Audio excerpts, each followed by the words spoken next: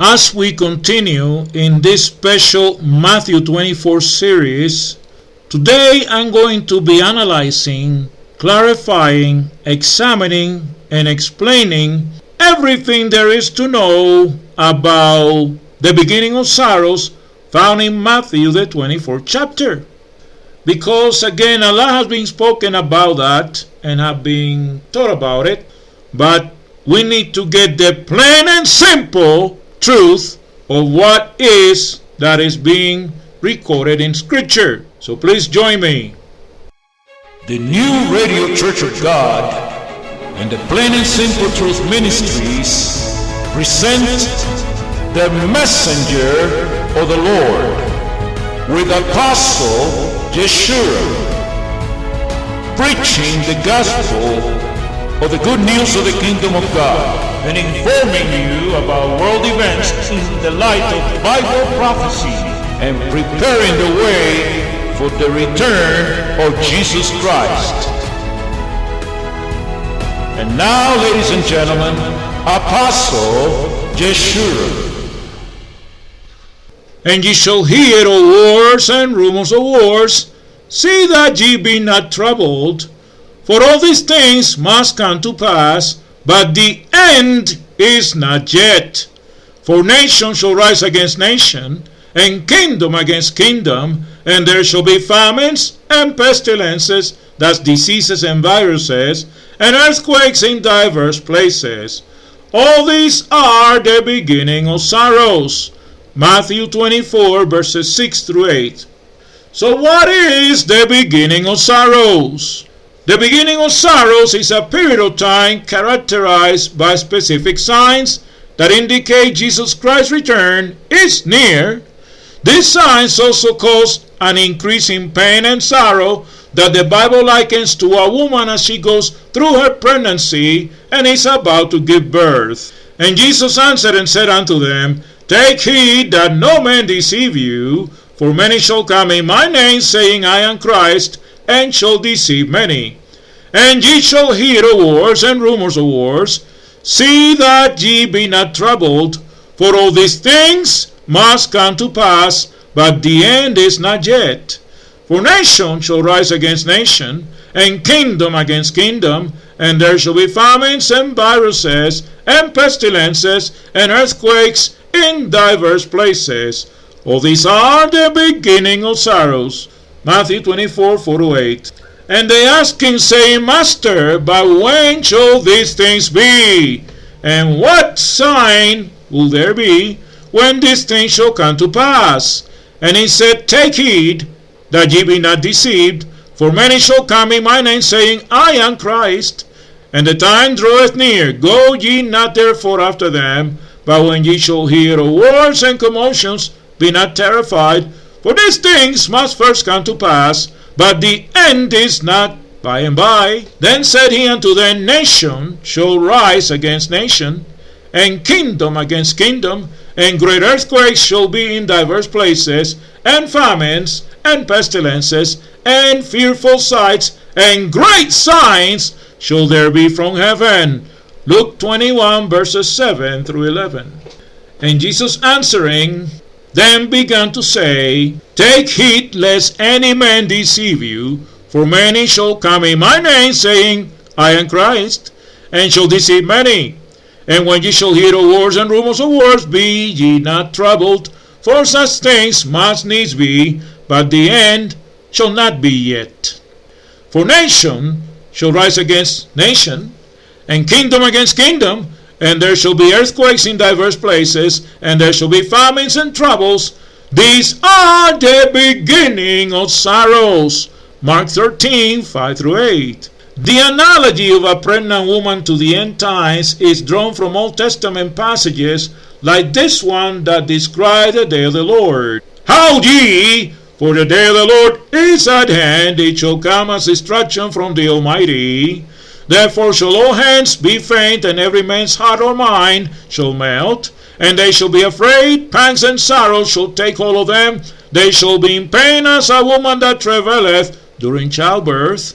They shall be amazed one at another, their faces shall be as flames. Isaiah 13, 6-8. Prior to a woman giving birth, she experiences painful contractions. The culmination of the sorrows or birth pangs comes at delivery, when the pain is most intense. After that, there is joy because of the child that is born.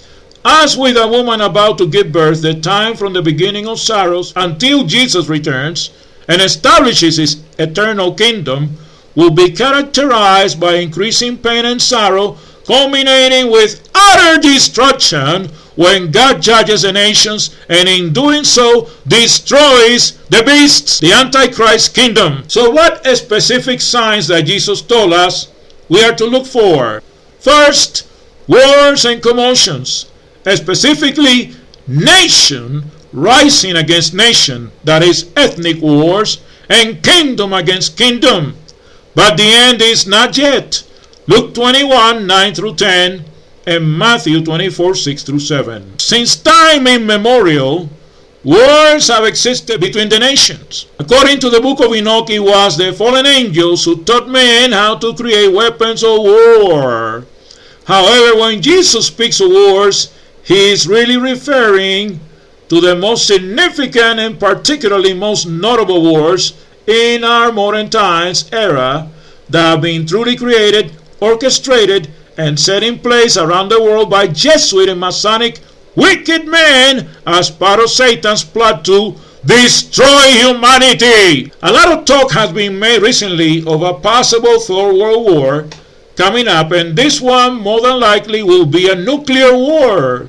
And that is taken from my article, Historical Proof that a World War III scenario has been already planned and devised by Freemasonry. First of all, it is very important to recognize what stage the New World Order plan is currently in. It is important to realize that the possibility of a third world war is very real. Therefore, the fact that the global elite have planned a third world war needs to be taken very seriously, as it is currently shaping up to be most accurate, whether it is utilized for misinformation or not. Some verification of its authenticity is derived from the similar comments that were made at the First Zionist Congress in Basel in 1897. This letter was addressed from the Freemasonic leader at the time, Albert Pike, to Giuseppe Mazzini, the founder of the Italian mafia known as La Cosa Nostra, and was on display in the British Museum Library in London until 1977, when it was allegedly removed by one of those involved in the plot. Others who had discussed this plan and its significance have mysteriously disappeared soon after. And you know, once the Jesuits get a hand on this podcast, and the Masons, they're probably going to try to make me disappear also. Giuseppe Mazzini was an Italian revolutionary leader of the mid-1800s, as well as the director of the Illuminati and the creator-founder of the Italian Mafia. Albert Pike, who is a historical Masonic figure, was a 33rd degree Freemason occultist, Grandmaster, creator of the southern jurisdiction of the Masonic Scottish Rite Order, and a founder of the KKK. The letter stated the following, and I quote, "The First World War must be brought about in order to permit the Illuminati to overthrow the power of the Tsars in Russia and of making that country a fortress of atheistic communism. The divergences caused by the agentur, that is the agents of the Illuminati between the British and Germanic empires, will be used to foment this war. At the end of the war, communism will be built and used in order to destroy the other governments and in order to weaken their religions. The Second World War must be fomented by taking full advantage of the differences between the fascists and the political Zionists. This war must be brought about so that Nazism is destroyed and that the political Zionism be strong enough to institute a sovereign state of Israel in Palestine. During the Second World War, international communism must become strong enough in order to balance Christendom, which will be then restrained and held in check until the time when we would need it for the final social cataclysm. The Third World War must be fomented by taking advantage of the differences caused by the agentur, again the agent of the Illuminati, between the political Zionists like current Israeli President Netanyahu and the leaders of the Islamic world.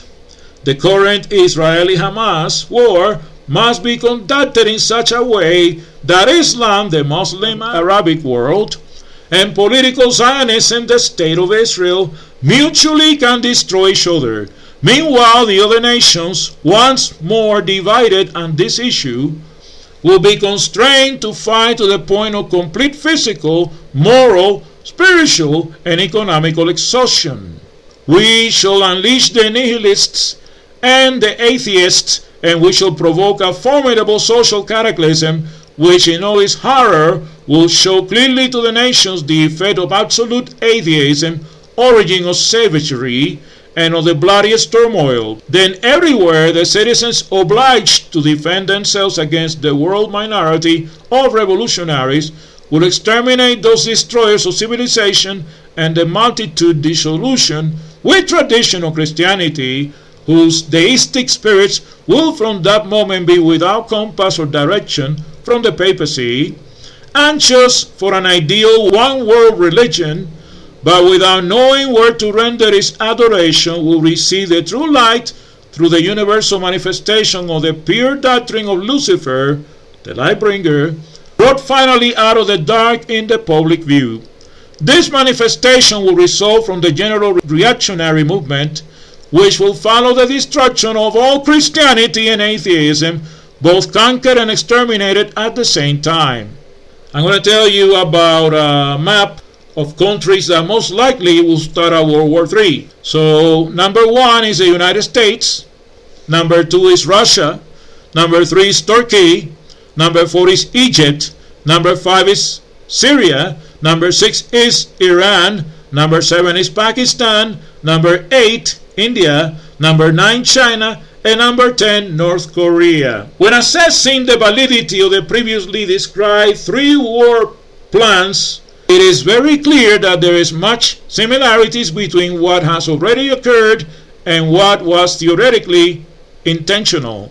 Again, there is considerable detail of both wars to illustrate the validity of the statements. The reason for its significance is to assess where we are now in the overall plan. But first of all, we do need to disclose a very own understanding of the world power structure and who is actually behind it. With this in place, we can begin to see how the Southeast Asia region fits into the overall plan. The world governance power structure starts with the understanding that the wealthiest families have actual control of the resources to implement their plan and not governments. These families are essentially the owners of the system. Governments and organizations like the United Nations and regional governing bodies merely provide the constraints for the system. The real power is hidden and their true wealth is concealed from plain sight. The owners of the system, which are mainly Masonic in nature and members of various secret societies and secret orders, essentially control the primary resources, media, internet, international banking system, militaries, intelligence communities, religious organizations, both illegal and legal drugs, logistics, and weapons. It is a tightly woven web that is highly controlled with large barriers to entry. The following describes a doctrine which originates within the Kabbalah with its ties to Freemasonry, Satanism, and Luciferian ideology that has been utilized to push forward the quest for world government. Interestingly, even the United Nations, under the ideology of the Lucis Trust, formerly Lucifer Publishing Company, demonstrates an adherence to a similar agenda. As previously mentioned, we live in a distorted world that can only be understood from a perspective of real inversion. When assessing the situation in the world today, the New World Order, it is clearly the following ideology is being effectively employed. Number 1, corrupt minds with filth and perversion. Number 2, encourage people to spy on one another. Number 3, eliminate religions and replace them with science and materialism. 4, control the education system to spread deception and destroy intellect. Number 5, rewrite history for our own benefit. Like, the great narrative from the WEF. Number 6, create entertaining distractions. Number 7, place our agents and helpers everywhere. Number 8, take control of the media and use it for our plans. Number 9, start fights between different races, classes, and religions. Number 10, use bribery, threats, and blackmail to get our way. Number 11, use Freemasonic lodges and covert religious and secret society orders and organizations to attract potential public officials and other future agents. Number 12, appeal to successful people's egos. Our major and most important goals are: number 1, appoint puppet leaders who can be controlled by blackmail. Number 2, replace royal rule with socialist rule, then communism, then despotism. Number 3, abolish all rights and freedoms except the right of force by us. Number 4, sacrifice people, even our own, when necessary. 5, keep the masses in poverty and perpetual labor. Number 6, take possession of all wealth, property, and gold, especially gold. 7, infiltrate and create religious organizations that covertly control and undermine individual and creative development. Besides all of this, as I have pointed out in a previous podcast that I have done on the subject, we can see also that God himself will bring war upon all the world. I got this information from the very pages of the Bible. God, who is the supreme ruler of the universe and not Lucifer, Satan the devil, had already announced and prophesied through the prophet Jeremiah that a world war was coming now in these end times. Notice, for thus saith the Lord God of Israel unto me, take the wine cup of this fury at mine hand, and cause all the nations to whom I send thee to drink it, and they shall drink and be moved, and be raving mad, because of the sword that is war that I will send among them. Jeremiah 25:15 through 16. Now notice verses 27 to 30. Therefore thou shalt say unto them, thus saith the Lord of hosts, the God of Israel, drink ye and be drunken, and spew and fall, and rise no more, because of the sword, the upcoming world war, which I will send among you. And it shall be, they refuse to take the cup at thine hand to drink. Then shalt thou say unto them, thus saith the Lord of hosts, ye shall most certainly drink. For lo, I begin to bring evil on the city, which is called by my name. This obviously tells us that one of the focal points of world conflict will be right in Jerusalem. And should ye be utterly unpunished? Ye shall not be unpunished, for I will call for a sword again, a war upon all the inhabitants of the earth, saith the Lord of hosts. Therefore prophesy thou against them all these words, and say unto them, the Lord shall roar from on high, and utter his voice from his holy habitation. He shall mightily roar upon his habitation. He shall give a shout, as they that tread the grapes, against all the inhabitants of the earth. Verses 31 to 33. And it shall come even to the ends of the earth, for the Lord hath a controversy with the nations. He will plead with all flesh. He will give them that are wicked to the sword, again war, saith the Lord. Thus saith the Lord of hosts, behold, evil shall go forth from nation to nation, and a very great whirlwind shall be raised up from the coast of the earth.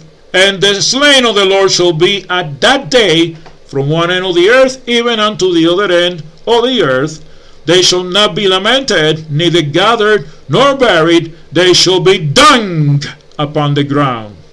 Russia warns of World War III ahead of Western summit on arms to Ukraine.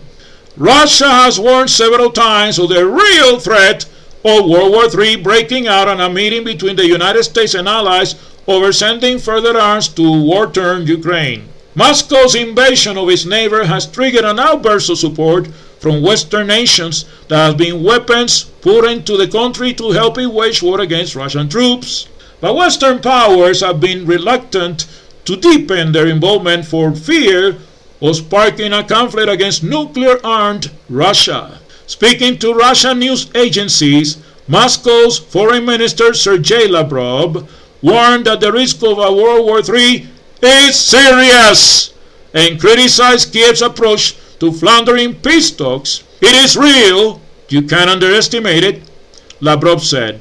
For months, President Volodymyr Zelensky has been asking Ukraine's Western allies for heavy weapons, including artillery and fighter jets, vowing his forces could turn the tide of the war with more firepower. And eventually they got them and did turn the tide of the war with ease. The calls appear to be resonating now, with a host of NATO countries pledging to provide a range of heavy weapons and equipment despite protests from Moscow. The very lucrative business of war. In a landmark trip to Kiev, Pentagon Chief Lloyd Austin and Secretary of State Antony Blinken met Zelensky and promised $700 million in new aid to Ukraine. The first step in winning is believing that you can win, Austin told a group of journalists after meeting the Ukrainian leader. We believe that we can win. They can win if they have the right equipment, the right support. And most recently, he also visited Israel and promised more weapons and military support. Finland and Sweden, traditionally neutral countries that have been considering NATO membership since Russia's invasion of Ukraine, are also on the guest list. But far from the diplomatic hassle and bustle on the front line, civilians continue to die in fighting raging across war-torn Ukraine, as well as those who live in the Gaza Strip. So, let me tell you about this map that I found online, which tells us about World War III nuclear missile threats. It's telling you that, for example, United Kingdom has 215 nuclear weapons, France has 300, Russia has 6,850, China has 280, India has 135, and Pakistan 145, and Israel has 80. So how close are we to World War III? How close are we to World War III, judging by events now happening across the globe? Can it happen in the very immediate future? Yes! These are some of the questions people have been asking themselves for years now. And they have a valid reason, because tensions have been rising between Russia, the US, and the NATO forces, also in the Middle East and the Asian continent and the rest of the world. However, we cannot forget the devastating effects of the previous wars, World War I and II. Those who fought in past wars or witnessed it will resist any attempt to start another war. Alright, so here goes the all-important question. Is World War III happening anytime soon? Well, all possible signs that could lead to an all-out war have just been triggered now. There's continuing rising tension in the Middle East, North Korea forging ahead and testing their nuclear warheads despite sanctions, and the rise of other superpowers. The emerging superpowers include North Korea, Russia, and China, with the latter recently ending its feud with the US in what experts had termed as trade wars, quote-unquote. However, with all these things happening now around the world, the most likely event to instigate a war will be the armed support of the NATO forces to Ukraine and pissing off Putin into going nuclear against everyone. But it seems no country wants to risk going to war because of the devastating effect it could leave. Plus, there are other ways a nation can display its might. An example is the trade war between China and the US. The beginning of World War III, what factor could trigger such conflict for the third time? War, war, and war. The thought of it happening scares the living daylights out of me, and I know that it does the same thing to you too. It's an awful experience that no individual or country wishes to undergo. That's because whether you are a superpower, have a well-armed military, or have enough fighters, your opponent will still cause you some damages. However, a look at what took place at the start of the year 2020 will remind you of the ugly memories that all countries, including the US, have about wars. The hoisting of the red war flag by Iran, which was a sign of war, didn't yield any result. The red flag Iran hoisted was to indicate the possibility of several fights to come. The issue was between the US and Iran following the death of Soleimani. The flag also has a slogan that reads, "O Avengers of Hussein." Did Iran retaliate following Qasem Soleimani's death? The answer is yes. They responded by bombing several U.S. military bases around their territory, just as they're doing today for the American involvement in the Israeli-Hamas war in the Middle East now. Soleimani's death was also greeted with mixed feelings, with some world leaders arguing that the decision by Donald Trump was unpalatable and could lead to an escalation in the Middle East region and beyond, which is what currently is taking place now. But outside Soleimani's death, other factors could give rise to World War III. It's just that the one that caught our attention the most and made us believe the war between Iran and the U.S. together with their allies will be a now or never thing was Soleimani's demise. But now with the Israeli-Hamas war coming, a new conflict between nuclear Iran and nuclear U.S. can be very possible, with a nuclear Israel possibly in the middle as well. Let's look at numerous factors that could contribute to a third world war. Number one, territorial conflict between nations, like the Ukraine and Russia. Russia, a world superpower with great military might, has always managed to somehow being involved in the previous wars, talking about World War I and II. Again, Russia has proven itself as a key driver of the Ukraine conflict. Now, Ukraine and Russia are at it again. The conflict is regarding the Crimean Peninsula, which Russia was said to have annexed back in the year 2014. And as of the time of telling you this podcast, the fight between the two regions has been fiercely ongoing. Russia has also been actively supporting separatists in eastern Ukraine with everything they need to win the conflict between them and the well-armed Ukrainian government. They provide materials, men, and even money. For the Ukrainians, a ceasefire and withdrawal of the Ukraine military will weaken the country's defenses, particularly at the eastern border. It's also surprising that the ceasefire agreement has been in place since 2014, but both parties haven't enforced it. So Zelensky's critics believe things could take a turn for the worse should Ukraine withdraw its military from the region.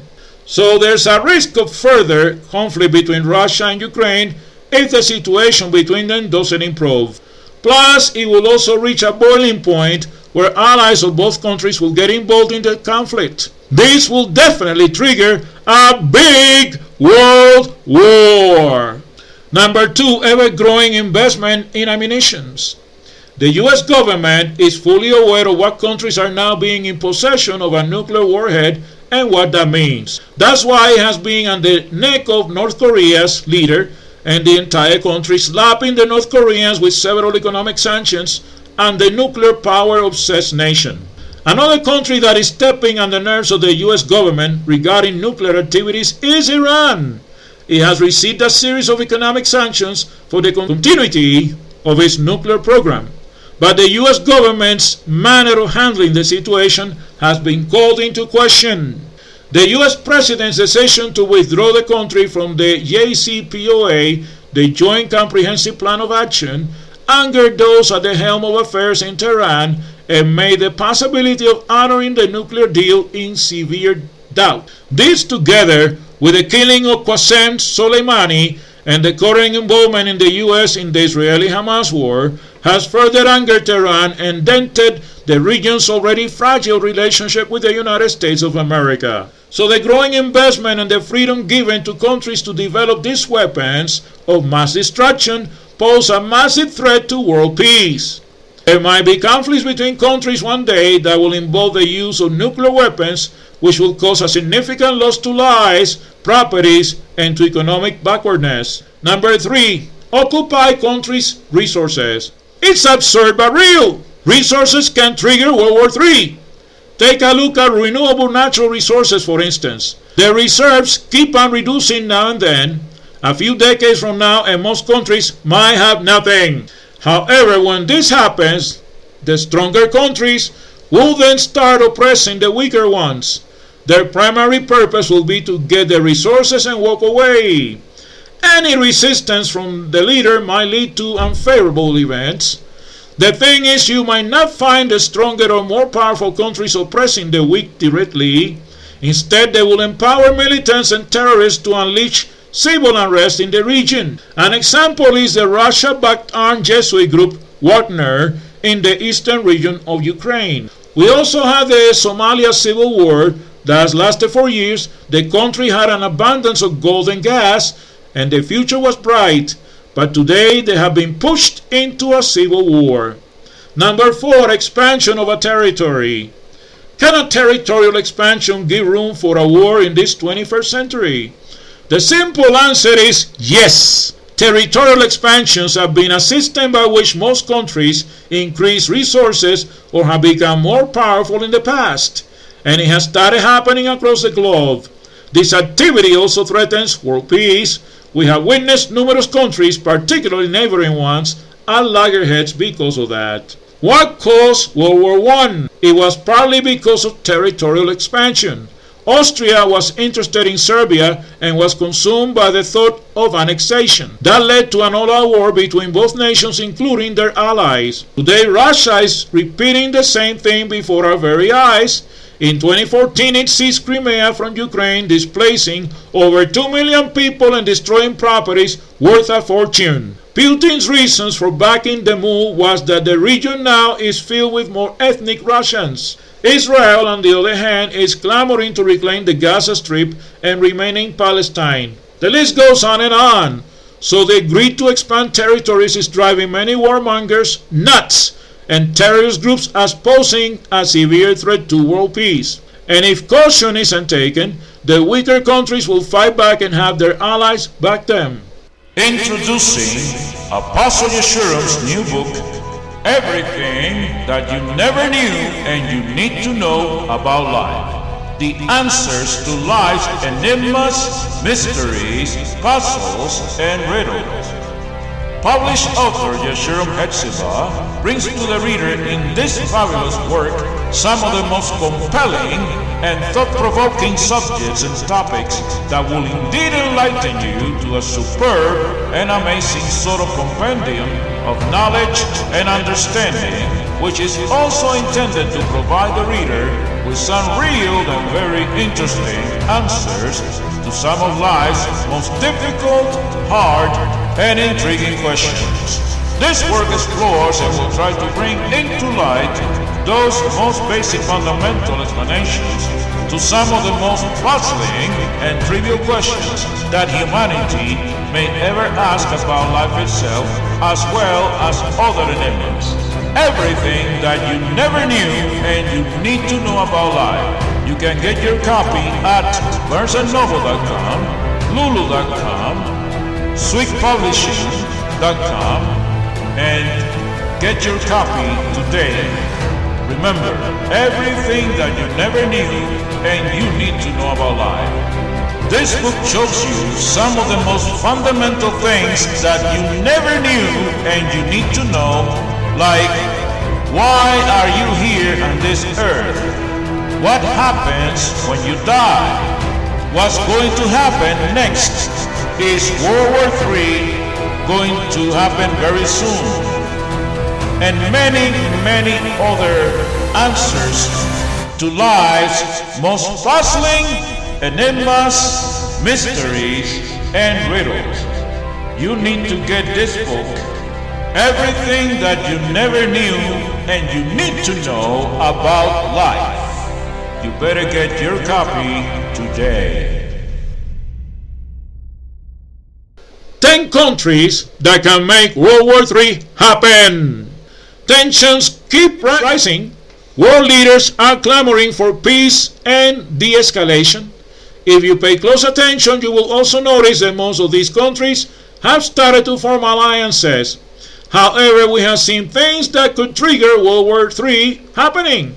The question is, who are those countries that could be really and truly responsible? Well, here they are. Iran, United States of America, Russia, Israel, United Kingdom, Pakistan, Syria, North Korea, China, and Iraq. So let me tell you also about 5 places where World War III could start in 2024. Real conflicts of interest in Eastern Europe and the East China Sea has set the table for the first serious great power conflict in decades. Crises in the Middle East, Northeast Asia, and the Himalayas continue to smolder. Here are the 5 most dangerous flashpoints for the eruption of World War III in descending order of peril. Number 1, Ukraine.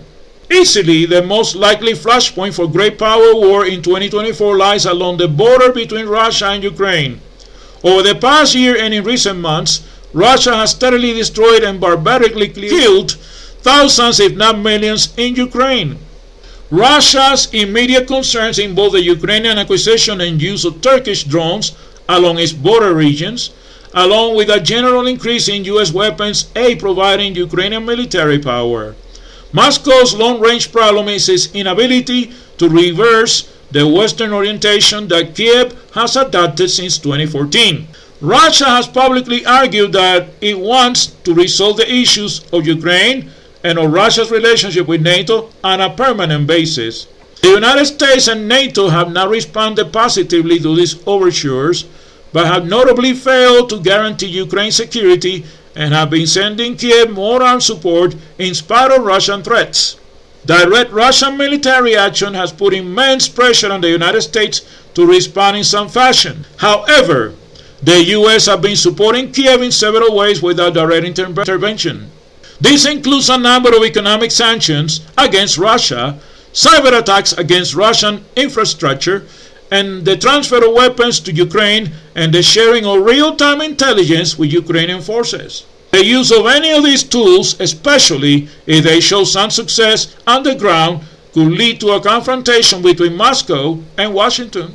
Number 2, Taiwan. Over the past year, long simmering U.S. concern over the Chinese threat to Taiwan has seemed to come to a boil. Chinese military capabilities have grown rapidly over the past decade and now constitute a major obstacle against U.S. intervention. At the same time, China's military power remains a formidable threat to the West, and an amphibious assault across the Taiwan Strait would constitute one of the most sophisticated military operations in history. The potential for miscalculation is immense. The United States maintained a studied ambiguity towards Taiwan for the past 40 years as it developed a strong economic relationship with the People's Republic of China. This strategic ambiguity was designed to remove the incentive for Taiwan to declare independence while not giving China an excuse to invade.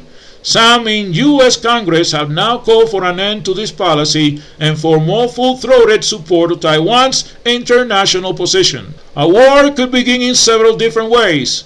China could launch a bolt from the blue attack designed to catch U.S. and Taiwanese forces unawares. Alternatively, tensions in other aspects of the U.S.-China relationship might be able to convince Beijing of the likelihood of a change in the U.S. stance toward Taiwan, leading to a preemptive attack.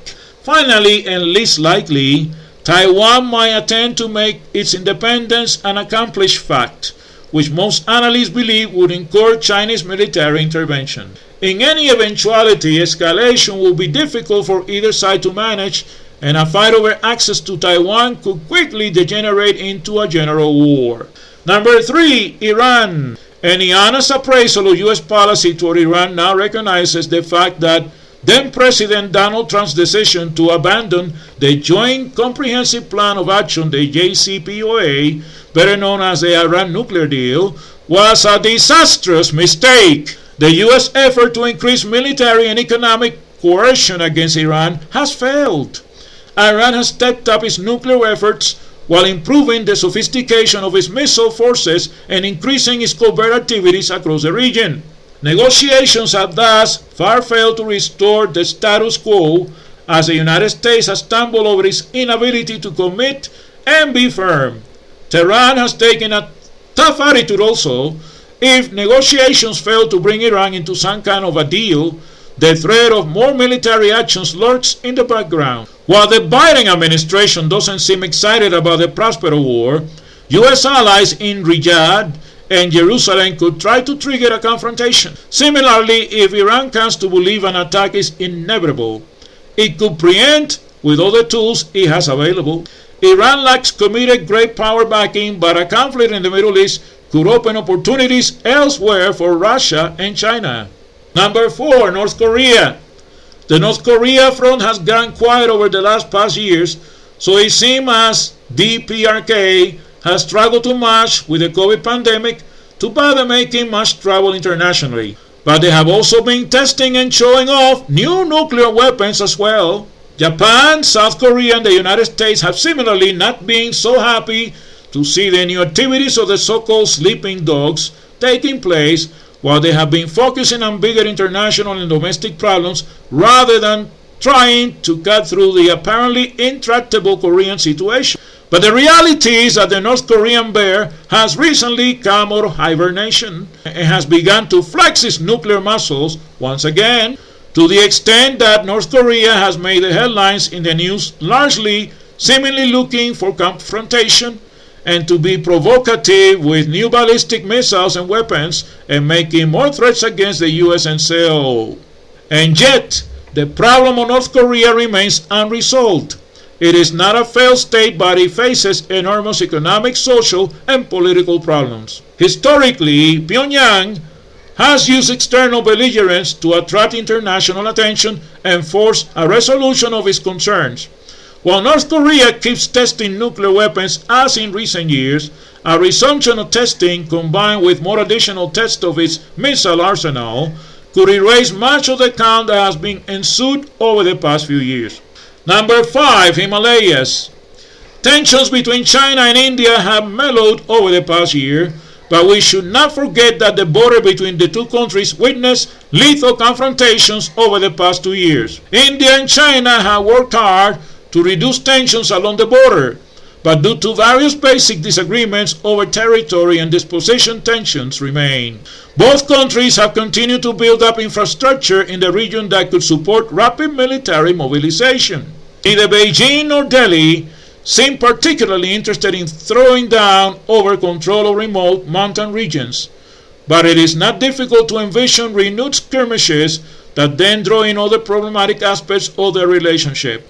Although China enjoys considerable military superiority, some trends appear to favor India. The burgeoning technological relationship between New Delhi and Washington is a source of concern for Beijing, especially given the newfound willingness of the United States to engage in long-term military and advanced technological agreements such as AUKUS, that is AWKUS. If China comes to understand renewed tension along the border as part of a general encirclement strategy rather than as a bilateral problem with India, it might become more willing to take serious risks to resolve the situation. So World War III now in 24? Well, the COVID pandemic has demanded much of the world's attention over the past 3 years. This hasn't stopped geopolitics in its tracks, but it certainly has truly redirected the priorities of global leaders. The pandemic isn't over yet, as new strains have taken hold around the world, and particularly in China, but it is becoming part of the background noise with its possible resurgence again in March of 2024, and a worrisome factor of today's international politics, and great powers are recalibrating and reasserting their interests. We shouldn't truly expect a great power war in 2024, but we should always be aware of the potential for things to get out of hand, especially since these sort of things have been on the planning table of a long time ago. Most importantly, we should take care to consider that the conflicts that I have mentioned above are interactive and interdependent. If war breaks out with Iran, it affects decision-making over the whole world. And this, according to Bible prophecy, is destined to start very soon. Conclusion. Is World War III close? That's part of the long-time globalist agenda, and they have made it very clear recently that it is their potential aim and most likely the impending outcome. However, we have seen the signs also. What remains is for them to manifest their agenda into an actual and very real world conflict soon. By and large, peace is more important than war, but 6,000 years of man's history have shown us that leaders across the world, under the sway of Satan's rule and government upon earth, have demonstrated their real and true intent not to give peace a chance. Only Jesus Christ and God the Father will ultimately bring peace upon earth once his kingdom is established, and Satan and all his cohorts and Masonic occult leaders of this world are banned and destroyed by the King of Kings and Lord of Lords. So next in line, what do we have? We have famines, Matthew 24:7, Luke 21:11. Pestilences, Matthew 24:7, Luke 21:11. Great earthquakes in various places, Matthew 24:7, Luke 21:11. Other indicators. Besides the specific signs that Jesus mentioned already, the Bible mentions other indicators to look for. A time of trouble for Israel, the current Israeli-Hamas war. Persecution of the church increasing, already taking place. Antichrist's kingdom begins to take form and shape through the current New World Order. The evidence shows that these things came to pass in the 20th century, which will lead us to conclude that we are already living in the beginning of sorrows time frame. Dramatic increase in the world population. It's interesting to know that while the world population experienced very little growth for centuries, it was during the 20th century when the population truly quadrupled from about 1.5 billion people in 1900 to about 6 billion in 2000 and reached 8 billion in 2022. More people means more potential for increased pain and sorrow. So yes, my friends, we will continue with this podcast of the beginning of sorrows in the next segment. Until next time, this is Apostle Yeshurun saying, goodbye, friends. You have heard the messenger of the Lord with Apostle Yeshurun, preparing the way for the return of Jesus Christ. For more information on this podcast and this program, you may write us by email at Yeshurun, Apostle of the Lord, at AOL.com. Again, that is Yeshurun, Yeshurun,